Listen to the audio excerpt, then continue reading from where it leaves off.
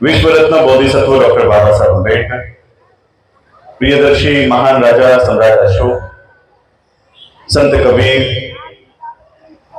महात्मा ज्योतिबा फुले, छत्रपती शिवाजी महाराज, छत्रपती शाहू महाराज, माता रमाई, माता भीमाई, माता जिजाऊ, माता सावित्री माई, माता फातिमा श्री और जिन जिन महापुरुषों ने और महानायिकाओं ने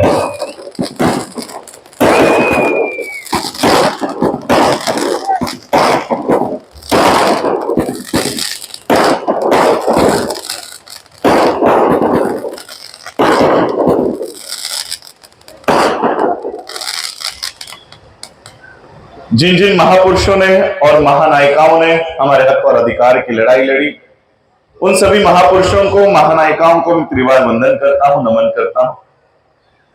मंच पर उपस्थित आज के कार्यक्रम के अध्यक्ष श्याम झड़के जी, अभी जिन्होंने अपना वक्तव्य यहां पर प्रस्तुत किया, आदरणीय एस यादव जी, मंच पर उपस्थित आज के इस कार्यक्रम के और बहुजन जागृति प्रचार प्रसार, बहुजन जागृति संस्था के सभी पदाधिकारीगण और यहां पर उपस्थित सभी मेरे भाइयों को, बहनों को और माताओं को राजरत्न अंबेडकर का जय भीम।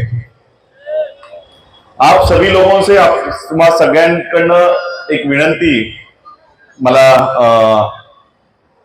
आवाज इंडियाच्या चॅनलच्या लोकांनी केलेली आहे की आजचा कार्यक्रम आवाज इंडिया टीव्हीवर प्रदर्शित होणार आहे, प्रसारित होणार आहे आणि त्यामुळे त्याची रीच इतरही राज्यांमध्ये आहे आणि म्हणून आपण आपलं भाषण हिंदीमध्ये करावं। मुंबईच्या लोकांना हिंदी कळते, त्यामुळे आपल्या सगळ्यांची परवानगी घेऊन मी माझं जे काही वक्तव्य आहे ते हिंदीमध्ये करू इच्छितो, जेणेकरून भारतातल्या इतर राज्यांमध्येही आजचा कार्यक्रम आणि याचा विषय लोकांपर्यंत पोहोचावा। और इसलिए आज मैं अपने जो स्पीच है वो हिंदी में कर रहा हूं ताकि भारत के अन्य राज्य के लोग भी इसको समझ सकें। आज 1 मई है, 1 मई को महाराष्ट्र दिन भी सेलिब्रेट किया जाता है और इंटरनेशनल लेबर डे भी हम लोग मनाते हैं। प्रोफेसर एस यादव जी ने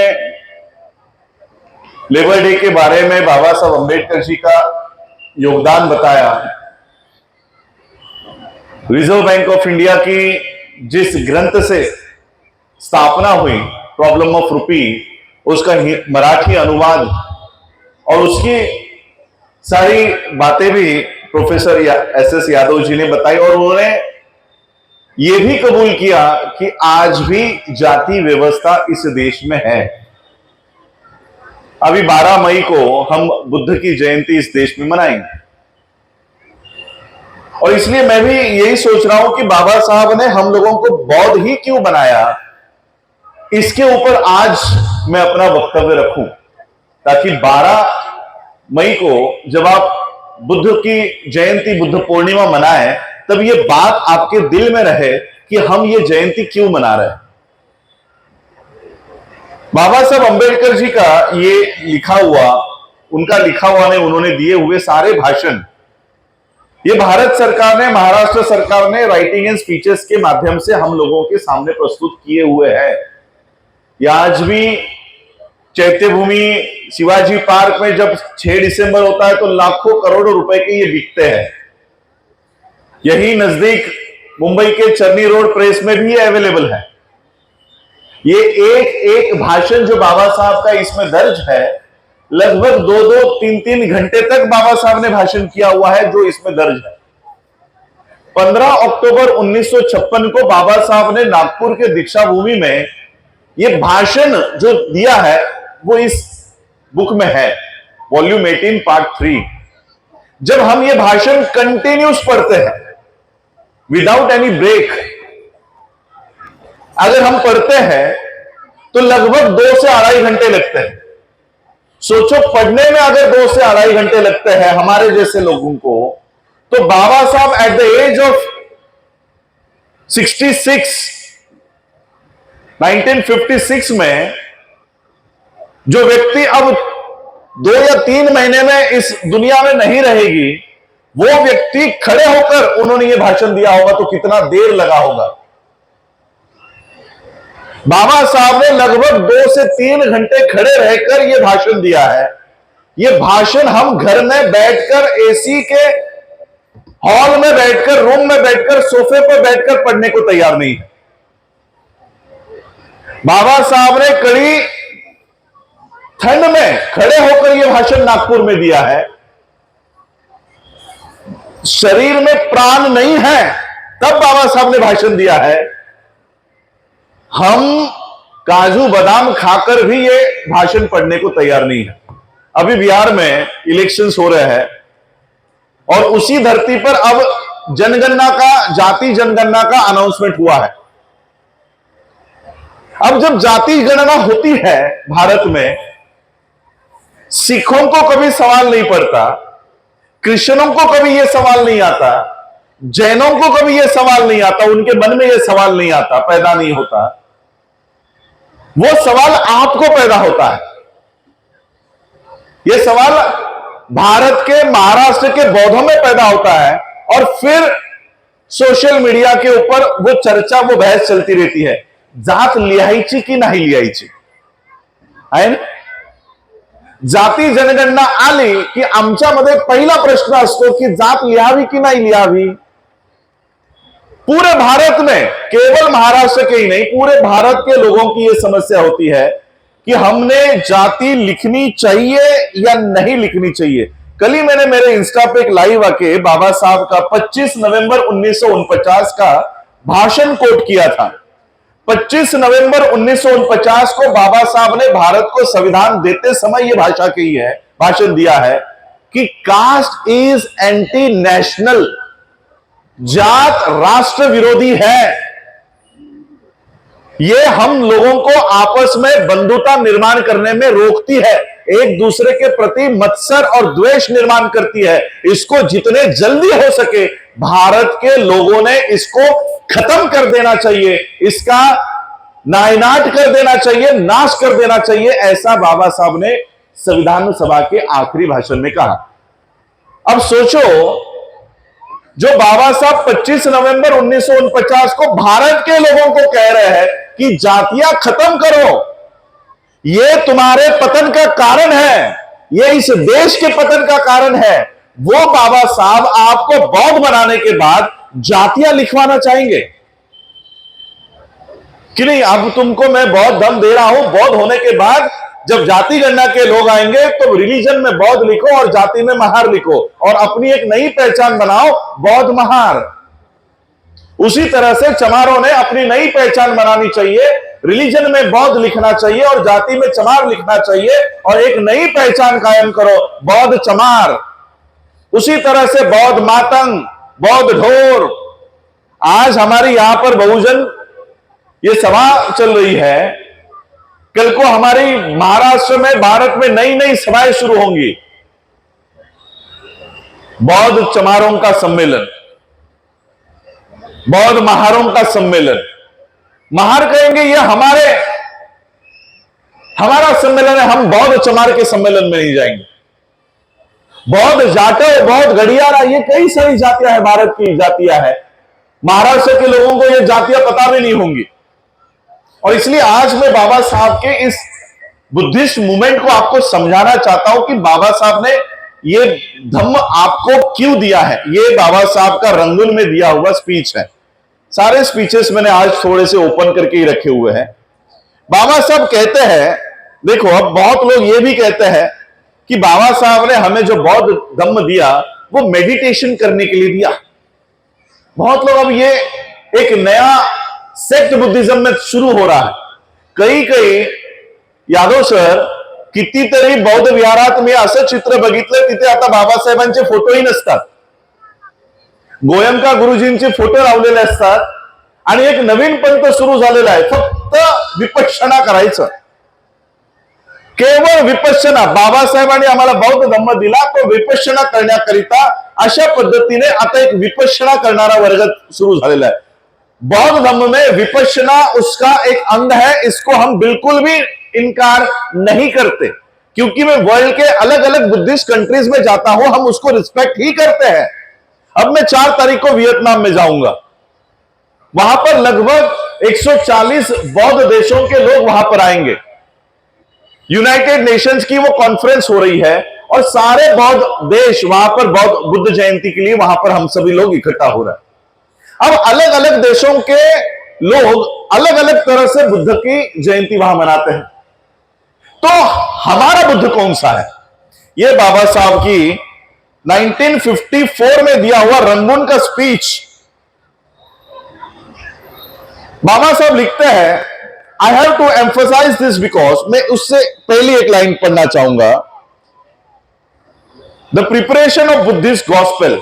बाबा साहब कहते हैं कि हमें जिस तरह से क्रिश्चियनों का बाइबल है, सिखों का गुरु ग्रंथ साहिब है, मुसलमानों का कुरान है, उसी तरह से बौद्धों का भी एक बाइबल होना चाहिए। और इसलिए बाबा साहब ने कहा कि हमें बुद्ध की वो बातों का एक बाइबल तैयार करना होगा जो बुद्ध ने प्रचार किया है। और ये प्रचार करते समय बाबा साहब और एक लिखते हैं, the common man cannot be expected to read the 73 volumes of Pali canon. एक सामान्य बौद्ध, एक सामान्य व्यक्ति बुद्ध की त्रिपिटक को पूरा का पूरा पढ़ लेगा, ये हम उससे उम्मीद नहीं कर सकते। 73 वॉल्यूम्स एक आम इंसान बुद्ध की बातों की पढ़े, यह हम उससे उम्मीद नहीं कर सकते। इसलिए बाबा साहब लिखते हैं, Christianity has a great advantages over Buddhism in having the message of Christ contained in a small booklet, the Bible. This handicap in the way of propagation of Buddhism must be removed. In regard to preparation of Buddha's gospel, care must be taken to emphasize the social and moral teachings of Buddha. बाबा साहब लिखते हैं कि जिस तरह से क्रिश्चियनों के पास एक Bible है, उसी तरह से बौद्धों का भी एक बाइबल होना चाहिए। और बुद्ध का ये गॉस्पेल तैयार करते समय हम लोगों को एक उसमें केयर करनी होगी कि बुद्ध की सोशल और मॉरल टीचिंग्स को बढ़ावा दिया जाए, बुद्ध की सामाजिक और नैतिक शिक्षाओं को लोगों के सामने प्रचार किया जाए। ऐसा क्यों? I have to emphasize this because what is emphasized is meditation, contemplation and abhidhamma. बाबा साहब आगे कहते हैं, this way of presenting Buddhism to Indians would be fatal to our cause. इस तरह का बुद्ध धम्म क्या हुआ है?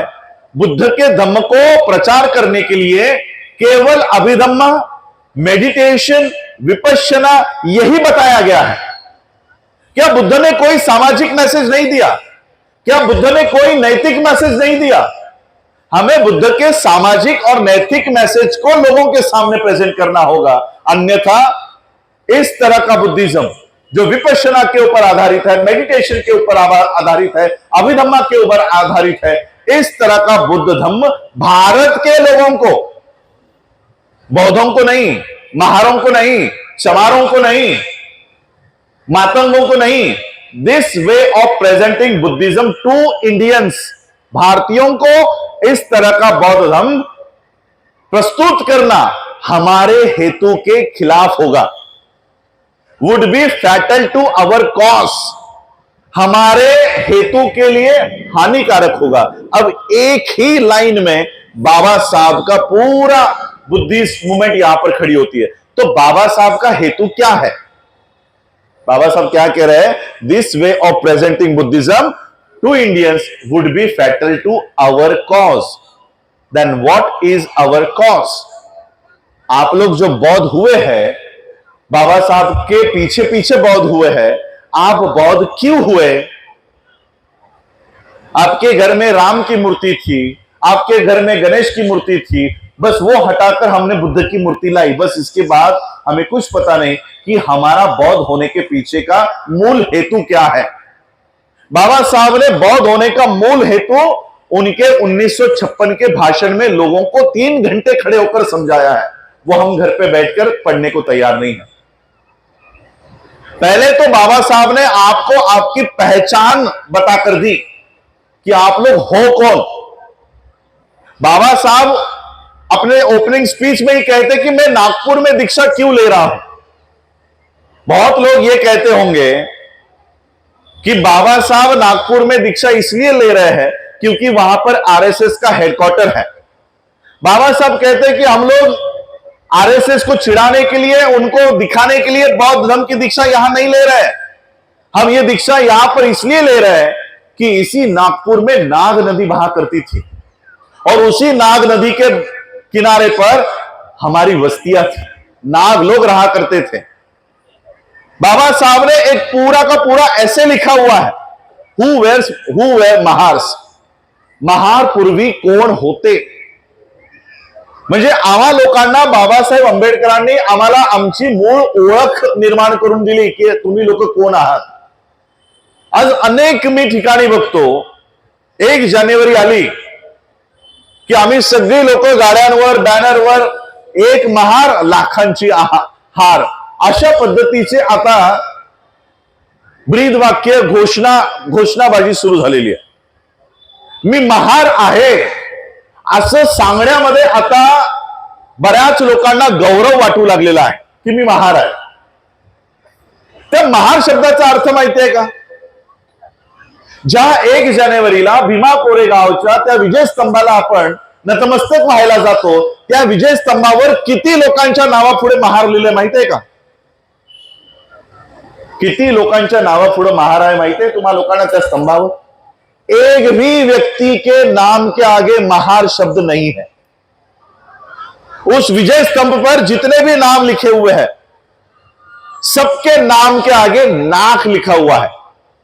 बाबा साहब के पिताजी का भी नाम ये रामनाथ लिखा हुआ है, मालनाथ उनके दादाजी का नाम मालनाथ लिखा हुआ है, और जिन्होंने ये युद्ध लड़ा उनका नाम सिद्धनाथ लिखा हुआ है।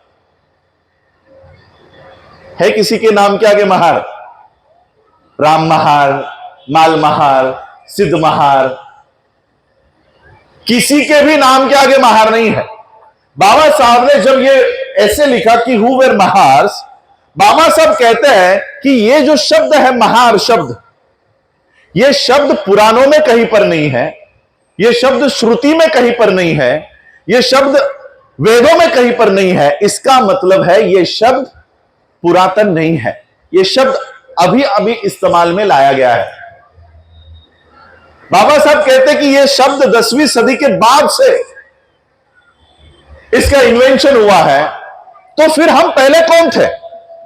अगर ये शब्द अभी दिया गया है तो हमारी पहले की पहचान क्या थी? और बाबा साहब तब हमें अपनी मूल पहचान बताते हैं कि हम कोई महार नहीं थे। महार ये 2 शब्दों का मिश्रण है, महा प्लस आरी। एस यादव जी यहां पर रिसर्चर हैं, पाली के भी अभ्यासक रहे हैं। यादव सर, आरी शब्दाचा पाली अर्थ काय आहे? पाली शब्द है आरी, याचा मराठी अर्थ काय आहे? शत्रु। मैंने इसलिए कंफर्म किया क्योंकि लोग ये नहीं कहे कि मैंने अपना ही कोई नया डेफिनेशन बना दिया है। महार शब्द 2 शब्दों का मिश्रण है, महा प्लस आरी, और आरी ये पाली शब्द है, आरी का मूल मराठी शब्द है शत्रु। अब इन दोनों को जोड़ो, महाशत्रु, सबसे बड़ा शत्रु। तो तुम ये जो लोग हो, ये सबसे बड़े शत्रु किसके हैं? बाबा साहब आपको आपकी मूल पहचान बता रहे हैं कि आप लोग हो कौन, हु वेर महार्स। बाबा साहब कहते कि हम महार नहीं है। इस ब्राह्मणी व्यवस्था में हमें ये कोड वर्ड दे दिया महार। महार जाति का नाम नहीं है, ये कोड वर्ड है। ये कोड वर्ड का अर्थ ब्राह्मणों को पता है, तुमको पता नहीं है। ब्राह्मणों को पता है कि ये सभी लोग मेरे सबसे बड़े शत्रु हैं, और तुम्हें ये इस शब्द का अर्थ ही पता नहीं है।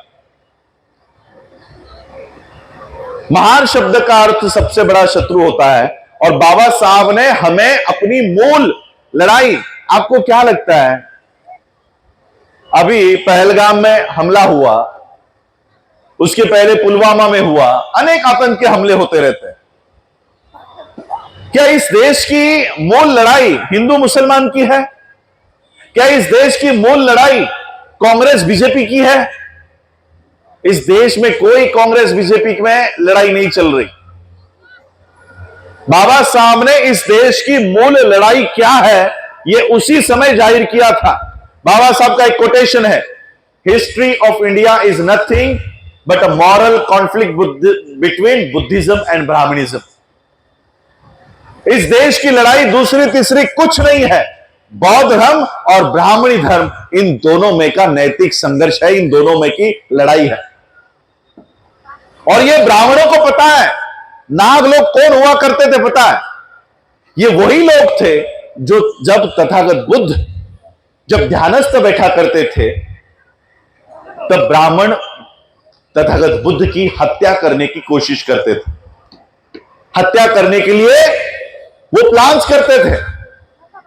उस समय के नाग राजा और नाग रानी और नाग प्रजा जब तथागत बुद्ध ध्यानस्थ बैठा करते थे तब उनके रक्षा के लिए खड़े होते थे। और इसलिए ब्राह्मणों को बुद्ध की हत्या करना मुनासिब उनको मुमकिन नहीं हुआ। और इसलिए इन नाग लोगों को ब्राह्मणों ने एक नाम दिया कि ये महार है, हमारा सबसे बड़ा शत्रु है, ये बुद्ध की हत्या करने में हमारे आड़ आता है, ये इस देश में बौद्ध धर्म का प्रचार कर रहा है, ये ब्राह्मणी धर्म को ओकार फेंकने में हमारा शत्रु है। इसलिए उन्होंने तुम लोगों को एक कोड वर्ड दे दिया कि ये महाआरी है, सबसे बड़ा हमारा दुश्मन है, जो ब्राह्मणवाद को इस देश में फलने फूलने नहीं देता। यह बात बाबा साहब ने आपको किताब लिखकर जाहिर कर दी कि आप लोग हो कौन। बहुत लोग ये कहते हैं कि मैं बाबा साहब का मिशन चलाता हूं। बहुत लोग ये कह कहकर संसद तक भी पहुंच गए, राज्यसभा में भी बैठे हुए हैं कि मैं बाबा साहब का मिशन चलाता हूं। बाबा साहब का मेन मिशन क्या है पता है? ये मैं नहीं कह रहा हूं, बाबा साहब ने ही उनके ही जीवन में ये कहकर चले गए। यही वही मैं बुकमार्क करके रखा हूं। बाबा साहब ने लिखा है, उसी 1956 के भाषण में बाबा साहब लिखते हैं की हिंदू धर्म त्याग करण्याची आमची ही चळवळ 1935 पासूनची आहे आणि त्याचा ठराव करून आम्ही ही चळवळ हाती घेतलेली आहे। 1956 में बाबा साहब कहते हैं कि मेरी मेन मूवमेंट धर्म त्याग करने की है। और आज मैं इस बुद्ध के धर्म में शरण जा रहा हूं। आज मुझे ऐसा लग रहा है कि मैं नरक से बाहर आ रहा हूं। ये बाबा साहब के लिखे हुए शब्द है, कहे हुए शब्द है। बहुत लोग बाबा साहब का राजनीतिक उपयोग करके आज सांसद बन रहे हैं, लेकिन बाबा साहब की मूल मूवमेंट, इस धम्म की मूवमेंट को हम दरकिनार कर रहे हैं। बाबा साहब ने हमें बौद्ध क्यों बनाया? आज आप लोग यहां पर बैठे हुए हो। तेलंगाना में अब रिजर्वेशन में बाइफरकेशन शुरू हो गया, उन्होंने चालू कर दिया। अब एससी का रिजर्वेशन ए, बी और सी में बढ़ गया है, वो महाराष्ट्र में भी होगा और धीरे धीरे अन्य राज्यों में भी होगा। इनका कहना क्या है कि रिजर्वेशन जो अनुसूचित जाति को मिला है, ये रिजर्वेशन लेके एक ही जात के लोग अपनी प्रगति कर रहे हैं, हम नहीं कर पा रहे। फॉर एग्जाम्पल महाराष्ट्र का लेता हूं। महाराष्ट्र में मातंग नाम की जो जात है, उनका यह कहना है कि महाराष्ट्र का अनुसूचित जाति का रिजर्वेशन जो है ये सारे महार लेकर जाते हैं, हमें मिलता ही नहीं है। और इसलिए उनकी प्रगति हो गई और हमारी प्रगति नहीं हुई। अनुसूचित जाति का जो रिजर्वेशन दिया गया है उसमें कहीं पर भी ये जॉब महारों को मिलनी चाहिए ऐसा नहीं लिखा है। कोई भी जात, 59 के 59 कास्ट, कोई भी जॉब, कोई भी एजुकेशन के इंस्टीट्यूट में जाकर पढ़ाई कर सकती है, लेकिन वो अपना अधिकार क्यों नहीं ले रही है? रिजर्वेशन उनके लिए भी उतना ही परसेंटेज है जितना आपके लिए है। फिर आप लोगों की ही प्रगति क्यों हुई है? आप लोगों की ही प्रगति क्यों हुई?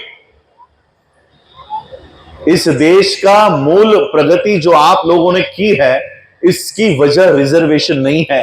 रिजर्वेशन गड़ियारा को भी उतना ही है। गड़ियारा इसे भेड़ बकरी चालणारी जी लोक असतात ती जात आहे, ती युपी मध्ये आहे, जाटव दिल्लीमध्ये आहेत, चमार यूपी मध्ये आहेत, पंजाब मध्ये आहेत।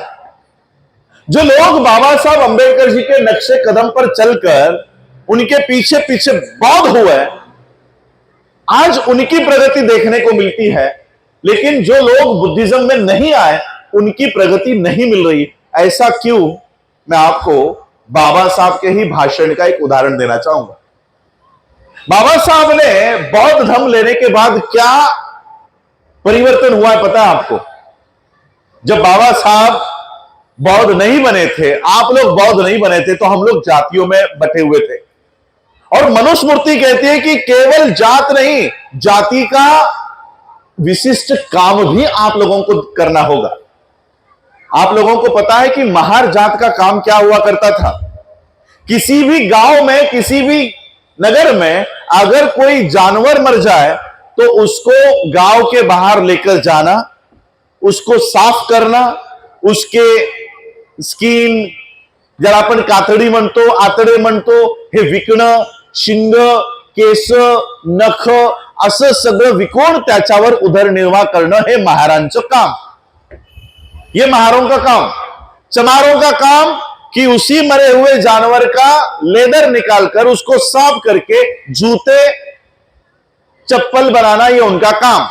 नाई का काम लोगों के बाल काटना। माली का काम फूल, जाकर फूल लेना, उसके हार बनाना और लोगों में बेचना। ऐसे हर जाति का एक काम मनुस्मृति ने दिया हुआ है।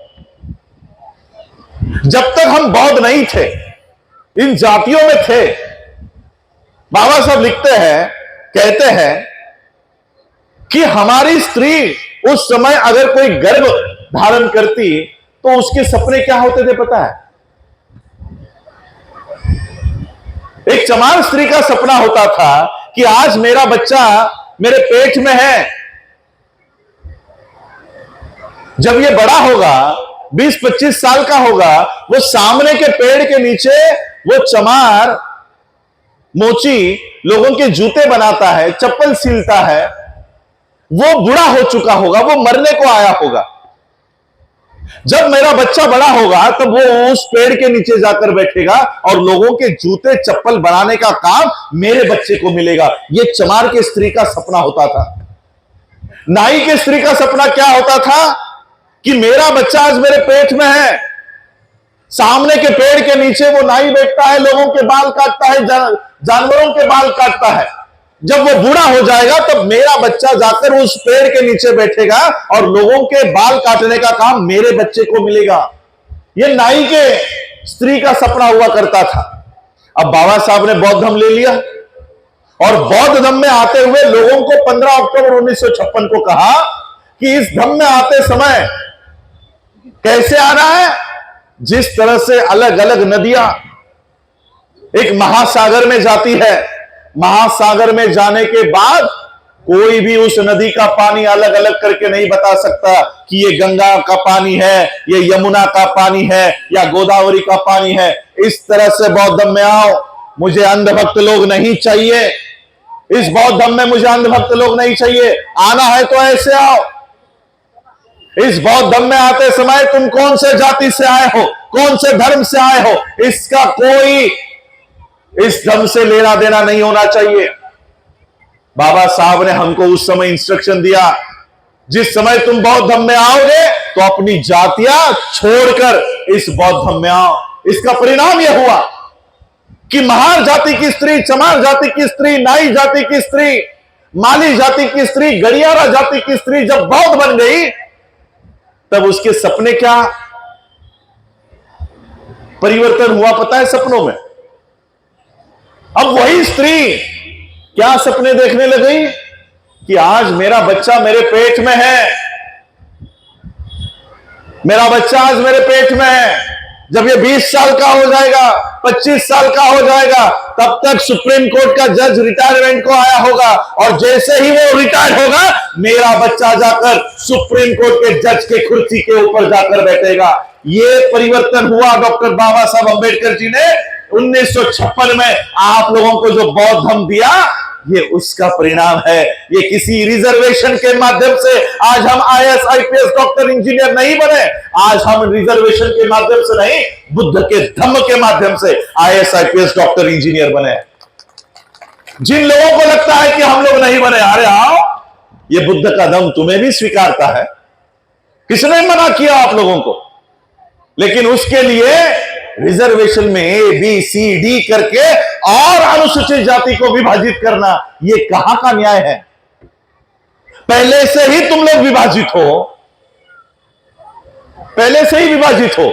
अब 13% को ए बी सी डी में विभाजित कर दिया है। तेलंगाना में लागू हुआ, जाते जाते एक नाथ शिंदे सीएम पद से जाते जाते महाराष्ट्र में जीआर निकाल कर गया कि महाराष्ट्र में एबीसीडी का पूरा एनालिसिस किया जाएगा और तुम लोगों को अब डी में डालने वाला है कि कोई भी पोस्ट अगर निकली तो उसमें ये जो शेड्यूल कास्ट कन्वर्टेड बुद्धिस्ट है उनको जगह ना मिले, ऐसा जीआर निकाल कर गया है। वो आने वाला ये सीएम अभी वो लागू करेगा।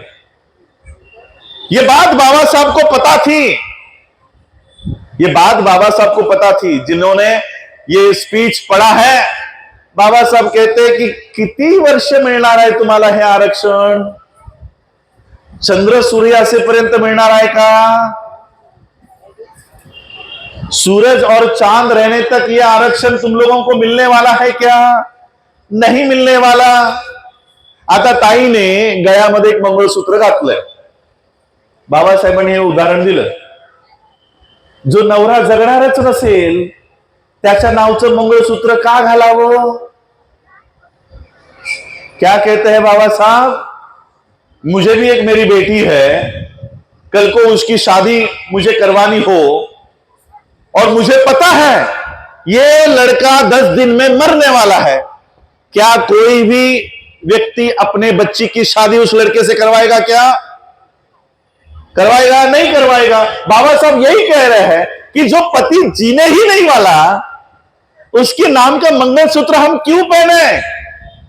जो रिजर्वेशन सूरज और चांद रहने तक नहीं मिलने वाला, उस रिजर्वेशन को हासिल करने के लिए हम अपने गले में महार, चमार, मातंग, ढोर, हे ताईत, हे मंगलसूत्र का घालावं?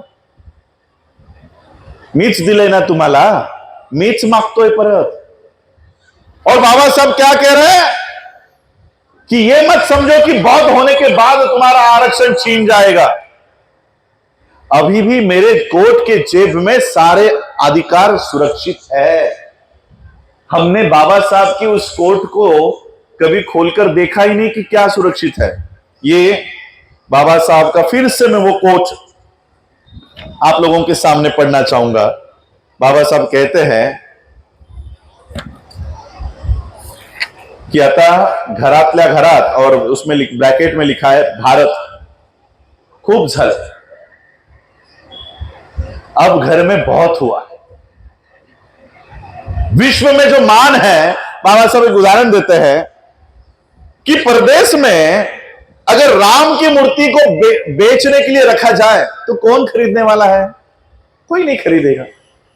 लेकिन विश्व में नाम है बुद्ध का, और इसलिए मैं तुम सभी लोगों को कह रहा हूं कि अब घर में बहुत हुआ, भारत में बहुत हुआ, अब भारत के बाहर जाओ और वहां के लोगों को बताओ कि हम भारत के बौद्ध हैं, हमारे ऊपर अन्याय हुआ है, हमारे ऊपर अत्याचार हो रहा है, ये भारत के बाहर जाकर बताओ।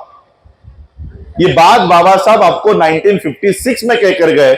हमने आज तक भारत के बाहर अपनी पहचान कायम नहीं की।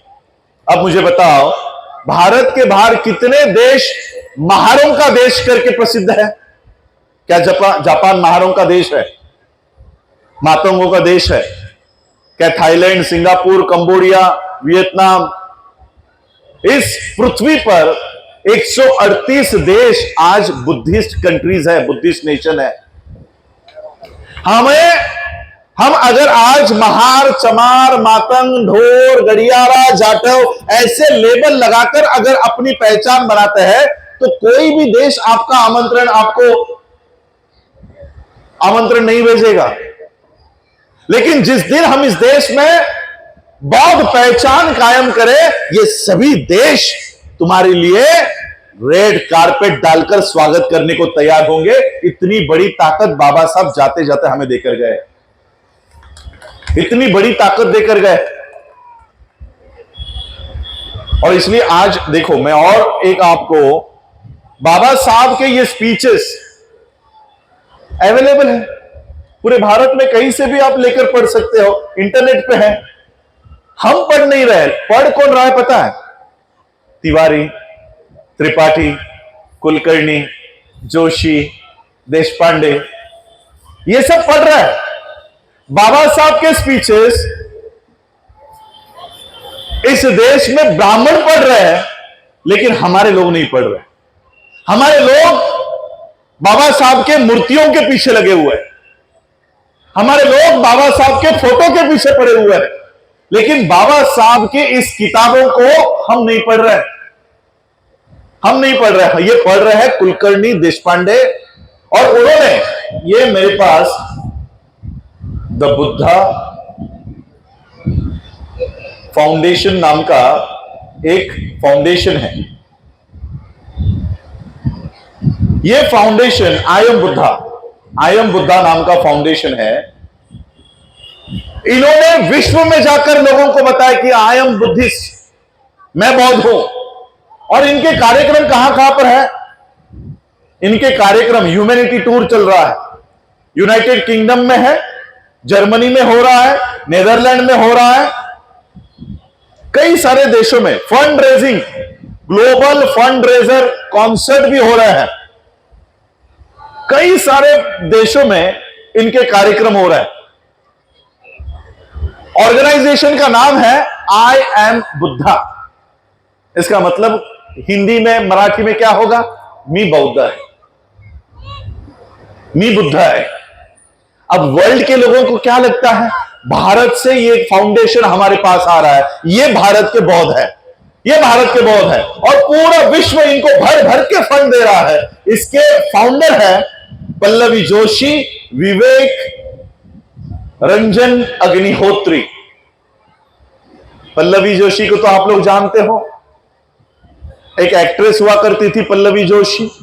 पल्लवी जोशी और उसका ही पति विवेक अग्निहोत्री, इन दोनों ने बुद्ध के नाम से वर्ल्ड में जाकर पैसे कमाए, और भारत में आने के बाद थोड़े से पैसों से एक फिल्म बनाई, जो फिल्म देखने के बाद भारत में दंगे शुरू हुए, कश्मीर फाइल्स।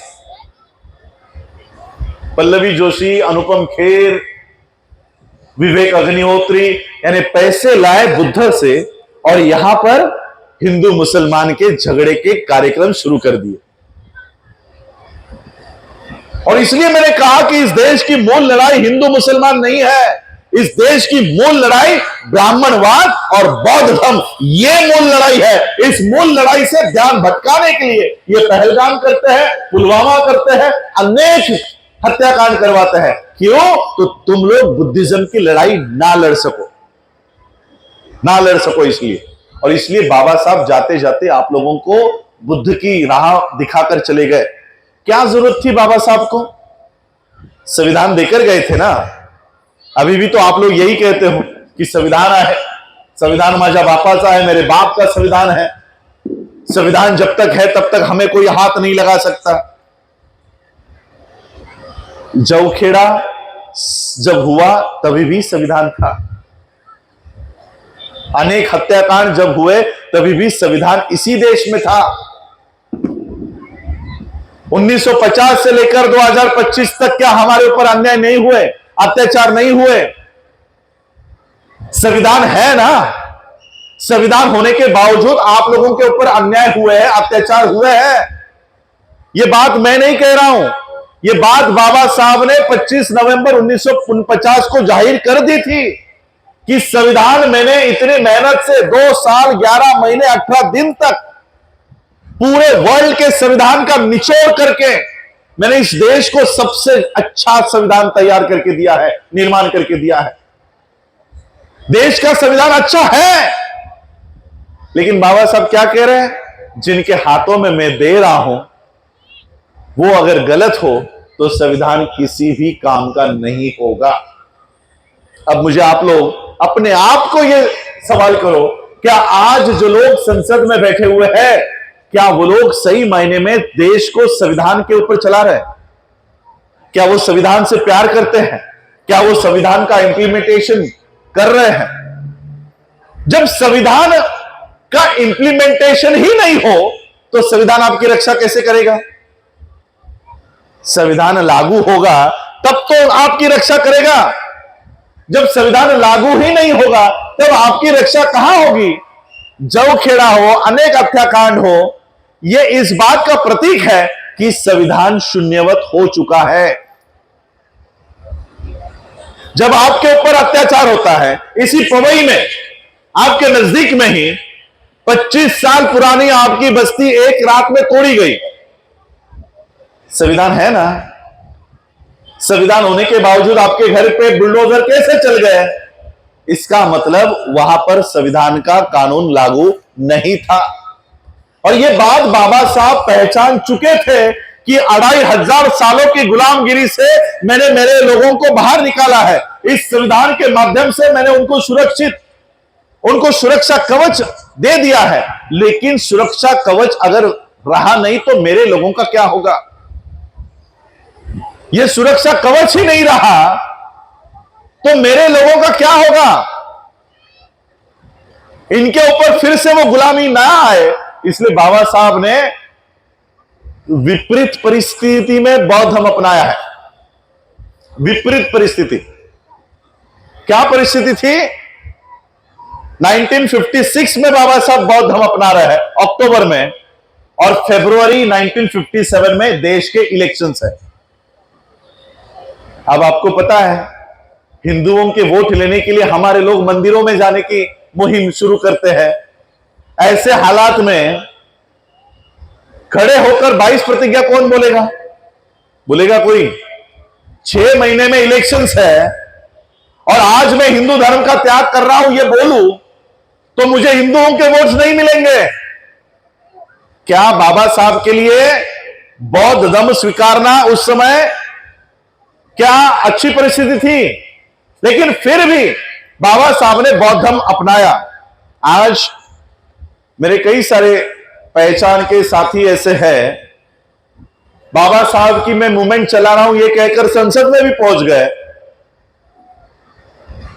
वो तो ये कहते हैं कि बाबा साहब ने एक ही गलती कर दी, बाबा साहब ने बहुत अच्छा आंदोलन किया, वोट देने का अधिकार मिलवा कर दिया। यह आपके सामने लिखा हुआ है। लेबर्स को, इस देश के मजदूरों को अधिकार मिलवा कर दिया, आपको पढ़ाई लिखाई करने का अधिकार दिया, नौकरी दिया, संविधान दिया। बाबा साहब ने बहुत अच्छे काम किए।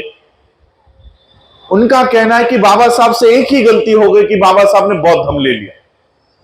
यह आज ऑन रिकॉर्ड उन्होंने कही हुई बात है। ऑन रिकॉर्ड ये कही हुई बात है जो आज संसद में बैठे हुए हैं। बाबा साहब का मिशन चला रहा हूं ये दावा करते हैं और ये कहते हैं कि बाबा साहब से एक ही गलती हो गई कि बाबा साहब ने बौद्ध धर्म ले लिया। जब बाबा साहब को यह अंदेशा हो गया कि 1950 में, आपको पता होगा, दिल्ली में अभी कुछ 2 साल पहले भारत का संविधान जलाया गया था संसद के सामने, लेकिन यह पहली घटना नहीं थी। सबसे पहला संविधान जलाया गया 26 जनवरी 1950 को, जब इस देश ने संविधान को लागू किया। उसी दिन आरएसएस ने संविधान की कॉपियों को जलाया था। आरएसएस ने उसी समय संविधान को नकार दिया था कि हम इस संविधान को नहीं मानते, और उन्होंने भरी सभा में, भरे सड़क में संविधान की होली की थी। बाबा साहब को यह पता था कि यह देश में संविधान ज्यादा नहीं रहेगा, लोकतंत्र इस देश में ज्यादा देर तक नहीं रहेगा। फिर मेरे लोगों का क्या? मेरे लोगों को मैं इनके हवाले कैसे छोड़ के जा सकता हूं? और इसलिए बाबा साहब ने 1956 में विपरीत परिस्थिति में, अपनी शारीरिक परिस्थिति भी नहीं थी, बाबा साहब के कार्यकर्ता बाबा साहब को आकर विनती कर रहे थे कि बाबा साहब अभी 3 महीने में इलेक्शंस है, प्रचार में जाना है, आप बौद्ध धर्म का कार्यक्रम 6 महीने के बाद लीजिए। अक्टूबर का कार्यक्रम आप अप्रैल या मई महीने में लीजिए। बाबा साहब ने कहा नहीं, तुम लोगों में से कोई भी मेरे साथ नहीं आया तो भी चलेगा, हम दोनों पति और पत्नी जाकर हम बुद्ध की दीक्षा लेने वाले हैं, तुम कोई भी नहीं आए तो भी चलेगा। क्यों? सारे कार्यकर्ता कह रहे थे कि मत लो दीक्षा, फिर भी बाबा साहब दीक्षा ले रहे थे। क्यों ले रहे थे पता है? क्योंकि बाबा साहब को पता था कि इस देश का संविधान अगर मेरे लोगों की रक्षा नहीं कर सका तो ये बुद्ध इन मेरे लोगों के पीछे खड़ा हो जाएगा और ये उनकी रक्षा करेगा। ये बात बाबा साहब को पता थी। बाबा साहब ने आपको केवल बौद्ध धर्म नहीं दिया, इस बौद्ध धर्म के माध्यम से सामाजिक न्याय की लड़ाई बाबा साहब आपके हाथों में सौंप गए कि इस देश में अगर आपके ऊपर कोई अन्याय होता है, अत्याचार होता है, तो इस देश के किसी प्रधानमंत्री के सामने, इस राज्य के मुख्यमंत्री के सामने, यहां के किसी कलेक्टर के सामने, एसपी के सामने गिड़गिड़ाने के बजाय भारत के बाहर बौद्ध देशों के पास जाओ और वहां पर जाकर कहो कि भारत में हमारे ऊपर ऐसा अन्याय हुआ है, अत्याचार हुआ है, ये सारे बौद्ध देश तुम्हारे रक्षा के लिए खड़े हो जाएंगे। ये मैसेज बाबा साहब देकर गए। उसके ऊपर हम कोई काम ही नहीं कर रहे हैं। चाइना से, जापान से जोशी कुलकर्णी फंड लेकर आ रहे हैं। बुद्ध भर भर के दे रहा है। सोचो, नीतू अंबानी जैसी औरत, अंबानीला काही कमी आहे का? जो हिंदू धर्म का प्रचार करती है, वो विदेश में जाकर ये कहती है कि मैं भारत से आई हूं और भारत बुद्ध का देश है। ये विदेश में जाकर उसको कबूल करना पड़ता है। बोलो, उसको कोई कमी है पैसों की? कोई कमी नहीं है पैसों की। फिर भी विदेशों में जाके वो ये कहती है कि मैं भारत से आई हूं और भारत बुद्ध का देश है। आज इतनी बड़ी ताकत बाबा साहब हमारे साथ छोड़कर गए। ये कल परसों में जो यूनाइटेड नेशंस के कॉन्फ्रेंस के लिए जा रहा हूं, सबसे पहले मैं 2018 में गया था और उस समय देखो बाबा साहब कितना बड़ा दरवाजा हमारे लिए खोलकर चले गए, कितनी बड़ी ताकत देकर गए। जब हम उस यूनाइटेड नेशंस के कॉन्फ्रेंस में थे, लगभग 128 कंट्रीज के डेलीगेशन वहां पर थे। 128 कंट्री का डेलीगेशन, और डेलीगेशन में भी कौन आता है? मिनिस्टर्स आते हैं, वहां के मिनिस्टर्स। हम लोग जब लंच आवर्स में एक दूसरे को मिलते थे, पहचान बढ़ाते थे, ऐसे ही लंच आवर में चाइना का डेलीगेशन, वहां का मिनिस्टर, मंत्रिमंडल हमारे सामने से गुजर रहा था। हमको देखा, हमारे गले में आई कार्ड्स थे, इंडिया का नाम उस पर लिखा हुआ था। इंडिया नाम देखकर वो रुककर उन्होंने हमसे पहचान करने के लिए पूछा, विच कंट्री, कौन से देश से हो आप लोग? हमने कहा इंडिया, भारत से। पता है वो चाइना का मंत्रिमंडल क्या कहता है? ओह, अंबेडकर इंडिया।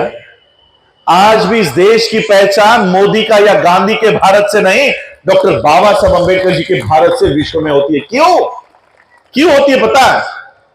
क्योंकि उनको पता है भारत में सम्राट अशोका के बाद अगर इस देश में बौद्ध धर्म को किसी ने पुनर्जीवित किया है तो वो डॉक्टर बाबा साहब अंबेडकर ने किया है। ये विश्व के सभी बौद्ध देशों को पता है। ये बुद्ध भर भर के आपको दे रहा है, भर भर के बुद्ध आपको दे रहा है, लेकिन उसके सामने खड़ा कौन है? नरेंद्र मोदी, योगी आदित्यनाथ। योगी आदित्यनाथ के जीवन पर एक किताब लिखी है किसी गुप्ता नाम के ब्राह्मण ने। उसने बुक का टाइटल क्या दिया पता है? A monk who became chief minister. एक बौद्ध भिक्षु जो मुख्यमंत्री बना। ये भारत में सेल नहीं होती, ये विदेशों में बांटी जा रही है। एक योगी, उत्तर प्रदेश का मुख्यमंत्री, उसको वर्ल्ड में यह बताया जा रहा है कि वो बौद्ध भिक्षु है। ये बता बताकर यूपी के लिए पैसे लेकर आ रहे हैं। नरेंद्र मोदी इस देश का प्रधानमंत्री भारत के बाहर जाकर यह क्लेम करता है कि भारत बुद्ध का देश है। ये बता बताकर पैसे ला रहा है, बुद्ध भर भर के दे रहा है, लेकिन उसके सामने खड़े कौन है? तिवारी, त्रिपाठी, मोदी, योगी। हम कहां पर खड़े हैं? किसके सामने खड़े हैं? मरियाई, खंडोबा, ज्योतिबा, काय काय माहिती नहीं अजून, है ना? बुद्ध लाइन से दे रहा है सबको भर भर के। सोचो, नीतू अंबानी जैसी औरत बुद्ध के सामने खड़ी है झोली फैला के, क्योंकि उसको पता है पैसा यहां से आने वाला है। और हम कहां खड़े हैं? मरियाई के सामने सालों से खड़े हैं, ऐसी झोली लेकर खड़े हैं, कुछ भी नहीं आ रहा। और इसलिए मैं आज आप लोगों से इंतनी विनती करना चाहूंगा, बाबा साहब ने बहुत बड़ी उम्मीद हमारे ऊपर दी है। ये स्पीच में बाबा साहब कहते कि खूब मोटी जबाबदारी महारानवरा है, हमारे ऊपर है। महार मतलब महार जाति नहीं, ब्राह्मणों के सबसे बड़े तुम लोग जो दुश्मन यहां बैठे हुए हैं ना, तुम्हारे ऊपर सबसे बड़ी जिम्मेदारी है। इस देश में, भारत में बौद्ध धर्म के प्रचार और प्रसार करने की सबसे बड़ी जिम्मेदारी है। हा बौद्ध धर्म आम्ही जो घेतोय ते एक मर गळ्यात अडकून घेतोय असं समजू नका। या कामामध्ये, बौद्ध धर्माच्या कामामध्ये, याच्या प्रचार आणि प्रसारामध्ये तुमच्या मिळकतीतला 20वा हिस्सा लावा। बाबासाहेबांनी आमच्यावर खूप मोठी जबाबदारी सोडली आहे। जाता जाता बाबासाहेब आम्हाला विश्वासोबत जोडून गेलेले आहेत, विश्वासोबत जोडून गेले। तिथे जाण्यासाठी आम्हाला एक नाव हवंय, आणि ते नाव बाबासाहेब जाता जाता आम्हाला देऊन गेलेत की आम्ही बौद्ध आहोत, आम्ही बौद्ध आहोत। महार, चांभार, मातंग, घोर या सगळ्या जातीतनं बाहेर पडा आणि बौद्ध म्हणून ओळख निर्माण करा, बौद्ध म्हणून ओळख निर्माण करा। मी आज तुम्हा सर्वांना, कारण अधिकच वेळही नाही, 11 वाजलेले आहेत, पुन्हा निर्बंध होऊ नये, त्यामुळे मी माझंही भाषण आटपतो घेतो। अनेक मुद्दे आहेत, संविधानाचे मुद्दे आहेत, परंतु आज सरांनी एक विषय दिला की जात अजूनही गेलेली नाही, ती अजूनही या अवस्थेमध्ये काम करते आहे। जातीचे चटके माझ्यापर्यंतही आलेले आहे। म्हणजे विचार करा, बाबासाहेब आंबेडकरांना ज्या जातीमुळे हीन वागणूक मिळाली, त्यांच्या 3ऱ्या पिढीलाही तीच वागणूक मिळते। म्हणजे मानसिकता अजूनही या देशातल्या ब्राह्मणी व्यवस्थेची बदललेली नाही, आणि म्हणून आम्ही ही मानसिकता बदलायची असेल तर आम्हाला असा धम्म बाबासाहेब देऊन गेलेले ज्याचं विश्वामध्ये गौरव है। इसलिए मैं आज आप लोगों को बाबा साहब की इन्हीं बातों को सामने लेकर आना चाहता था कि बाबा साहब हमें ये मार्ग देकर चले गए हैं, इसके ऊपर हमको काम करना है। कई सारे देश हम लोग देखते हैं कि कई सारे अब लीडर्स बुद्धिज्म में डालना शुरू हो गया है। आप लोगों ने देखा होगा, पिछले 6 महीने पहले बुद्ध की अस्थियों की शुरुआत हुई थी, रैलीज निकालनी, औरंगाबाद से शुरू हुई, चैत्यभूमि तक आई। क्या इसलिए बाबा साहब ने हमें बौद्ध बनाया होगा कि बुद्ध की अस्थियों की रैली निकाला करो? बाबा साहब के अस्थियों की रैली निकाला करो। और इसलिए हमें बुद्धिज्म में बाबा साहब ने सामाजिक और आर्थिक बदलाव करने के लिए हमें ये बुद्धिज्म का मार्ग देकर गए, और इसके ऊपर हम काम कर रहे हैं। अनेक देशों के मैं भी देखता हूं, अनेक बुद्ध विहार के लोग मुझे कहते कि आम्हाला थाईलैंडची मूर्ती मिळवून द्या, श्रीलंकेतून मूर्ती मिळवून द्या। मुझे कभी कभी अफसोस होता है कि जिस देश ने पूरे विश्व को बुद्ध धर्म दिया, आज वो देश बुद्ध की मूर्तियां किसी और देश से मांग रहा है कि थाईलैंड से मूर्ति दो, श्रीलंका से मूर्ति दो। इस देश में 5 सालों में ऐसा कल्चरल रिवॉल्यूशन हमें लाना है कि आज जो थाईलैंड, श्रीलंका, जापान से हम बुद्ध की मूर्तियां ला रहे हैं, इस महाराष्ट्र से, इस भारत से बुद्ध की मूर्तियां ये सारे जहां में जानी चाहिए। ऐसा काम हम लोगों को करना होगा। मुझे कई सारे लोग कहते हैं कि थाईलैंड से मूर्तियां ला कर दो।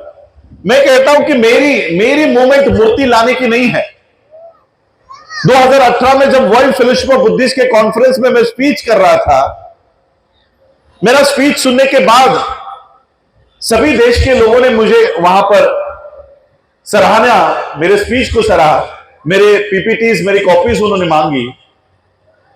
वहां के सेक्रेटरी ने मुझे पूछा कि डॉक्टर अंबेडकर, आपका ये सारा जो पीपीटी हमने देखा, आपकी मांग क्या है, आपको क्या करना है, हम आपकी कैसे मदद कर सकते हैं। मैंने उनको कहा, मुझे आपसे मूर्तियां नहीं चाहिए, मुझे आपसे पैसे भी नहीं चाहिए। हम एक समय में भारत में 50,000 विद्यार्थी बैठ सके इतनी बड़ी लाइब्रेरी तक्षशिला यहां पर हुआ करती थी, इतनी बड़ी यूनिवर्सिटी हमारे पास हुआ करती थी। वर्ल्ड के स्टूडेंट्स भारत में आके पढ़ाई किया करते थे, इतना लौकिक भारत में था। लेकिन आज उसी भारत में हमारे बच्चे ड्रॉप आउट हो रहे हैं, 8वीं के बाद शिक्षा छोड़ रहे हैं, 10वीं तक 12वीं तक जा ही नहीं रहे। हम उसी तक्षशिला को फिर से जीवित करना चाहते हैं और इसलिए हम वर्ल्ड बुद्धिस्ट यूनिवर्सिटी इंडिया में खड़ी करना चाहते हैं। इसके लिए हमें मदद कीजिए। बाबा साहब की इस मूवमेंट को अगर बढ़ाना है तो हमें अपनी बौद्ध धर्म के लोगों की खुद की व्यवस्था कायम करनी होगी। हमारे खुद के एजुकेशन सिस्टम्स, हमारे खुद के इकोनॉमिकल सिस्टम्स। सर ने प्रॉब्लम ऑफ रूपी का अनुवाद किया 1923 में। बाबा साहब अंबेडकर जी का ये ग्रंथ, ये थीसिस बाबा साहब अंबेडकर जी ने लिखा। 2023 में उसको 100 साल पूरे हो रहे थे। हमारे लोग क्या कर रहे थे पता है? मैंने देखा वो कार्यक्रम, शरद पवार भी उस कार्यक्रम में थे। क्या किया पता है हमारे लोगों ने? ये ऐसा एक टेबल लाया, कुर्सी लाई, उस पे बाबा साहब का प्रॉब्लम ऑफ रूपी ऐसा ग्रंथ रखा, उसके सामने फूल चढ़ाए, उसके वो सामने मोमबत्ती लगाई, उसके सामने अगरबत्ती लगाई और उसको पैर पढ़ रहे थे। बाबा साहब ने 1923 में लिखा हुआ ग्रंथ 2023 में हमारे लोग उसकी पूजा कर रहे थे, पूजा। अब वो ग्रंथ खोल के पढ़ना चाहिए या उसकी अगरबत्ती लगाकर पूजा करनी चाहिए? तुमच्या मुलांना असं केलं तर चालेल का? 10वीची परीक्षा आली, 12वीची परीक्षा आली की पोरगा पुस्तकं ठेवली आणि त्याला अगरबत्ती लावतोय, मेणबत्ती लावतोय, पूजा करतोय, माराल की नाही? तुम्हाला किती मारलं पाहिजे? ज्यांनी कार्यक्रम घडून आणले त्यांना किती चापकानं फोडलं पाहिजे? बाबासाहेब, आपल्यामध्ये ते पुनर्जन्म आत्मा बित्मा नसतो, पण बाबासाहेबांना किती वाईट वाटत असेल की जो ग्रंथ मी इतका 2.5 वर्ष 3 वर्ष मेहनत करून एका पावाच्या तुकड्यावर राहून मी हा ग्रंथ लिहिला, माझी लोक तो उघडून वाचण्याऐवजी त्याची पूजा करतायत, ती पूजा करतायत। हा ग्रंथ कोणी वाचला माहित आहे तुम्हाला? तुमच्या गुगलला जाऊन सारस्वत बँक नावाचं एवढंच टाईप करा। बाबासाहेबांचा हा ग्रंथ ब्राह्मणांनी वाचला आणि वाचलाच नाही तर 1% ब्राह्मण, ब्राह्मणांची लोकसंख्या 3.5% आहे, पण सारस्वत ब्राह्मण हे फक्त महाराष्ट्रात आहेत, कोकणात आहेत। या सारस्वत ब्राह्मणांनी त्यांची स्वतंत्र बँक तयार केली आणि जे बाबासाहेब आंबेडकरांनी त्या पुस्तकात सांगितलं होतं त्याच्यावर त्यांनी काम केले। आज त्यांची बँक 58 कंट्रीज मध्ये आहे, 58। 1% ब्राह्मण, बाबासाहेबांना फुलही वाहत नाही, बाबासाहेबांसमोर मेणबत्ती लावत नाही, बाबासाहेबांसमोर अगरबत्ती लावत नाही, 24 तास बाबासाहेबांच्या लिहिलेल्या पुस्तकांचा वाचन करतो आणि बाबासाहेबांनी तुम्हाला सांगितलेलं काम तो स्वतः करतो आणि स्वतःची प्रगती करतोय आणि तुम्हाला जयंतीमध्ये डीजे पाहिजे का दारू पाहिजे म्हणून पैसा पुरवतोय। इसलिए मैं कभी कभी व्यतीत होकर 14 अप्रैल को एक कोटेशन लिखता हूं मेरे ट्विटर हैंडल पर या इंस्टाग्राम पर। We are the worst followers of the ever best leader of this world. We are the worst followers. आता तर 1 जानेवारीला यादव सर, पुणे महानगरपालिकेने GR काढताना आता आमचा उल्लेख बदललेला आहे। पुणे महानगरपालिकेचे मागच्या 2 वर्षापासूनचे जे GR येत आहेत त्याच्यात तुमचा उल्लेख काय केलाय माहित आहे? 1 जानेवारी रोजी येणाऱ्या भक्तांसाठी अशी अशी सोय करण्यात आलेली आहे. कुणासाठी? येणाऱ्या भक्तांसाठी. बाबासाहेब काय लिहितात? मला अंधभक्त नकोत. या व्यवस्थेने तुम्हाला काय बनवलं? भक्त. बाबासाहेब जे म्हणत होते की तुम्हाला ते नाही बनायचंय, या व्यवस्थेने तुम्हाला तेच बनवून ठेवलेलं आहे. आता अनुयायी शब्द नसतो यादव सर. आता अनुयायी शब्दाचा वापर बंद झालेला आहे. आता आमच्यासाठी आंबेडकर भक्त सुरू झालेला आहे. आधी आंबेडकरी अनुयायी असायचा ना. लहानपणापासून आम्ही हाच शब्द ऐकायचो की आंबेडकरी अनुयायी येणार आहेत. 6 डिसेंबरला आंबेडकर अनुयायी येणार आहेत. आता 6 डिसेंबरला भक्त येतात, 1 जानेवारीला भक्त येतात, 14 ऑक्टोबरला भक्त येत आहेत. त्यांना माहित आहे, त्यांना त्यांचा इतिहास माहित आहे. तुम्हाला तुमचा इतिहास माहित नाही. तुम्हाला जाती जातीत का विभागलाय? तुम्हाला संस्थांमध्ये पार्ट्यांमध्ये का विभाजित करून ठेवलंय? कारण त्यांना माहिती आहे यांच्यातले 500 लोक जरी एकत्र आले तरी आमची पेशवाई गाडून टाकल्याशिवाय हे राहत नाही, आणि म्हणून तुम्हाला हे एकत्र येऊ देत नाही.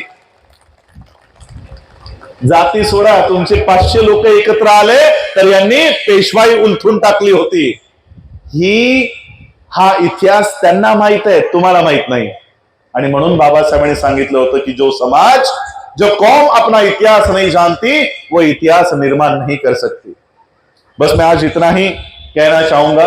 बाबा साहब अम्बेडकर जी की जयंती के अवसर पर, बुद्ध की जयंती के पूर्व संध्या पर, बाबा साहब हमें बुद्ध का धम्म देकर गए हैं ताकि हम विश्व में जाए, और वहां पर अभी घुसपैठ तो हो चुकी है.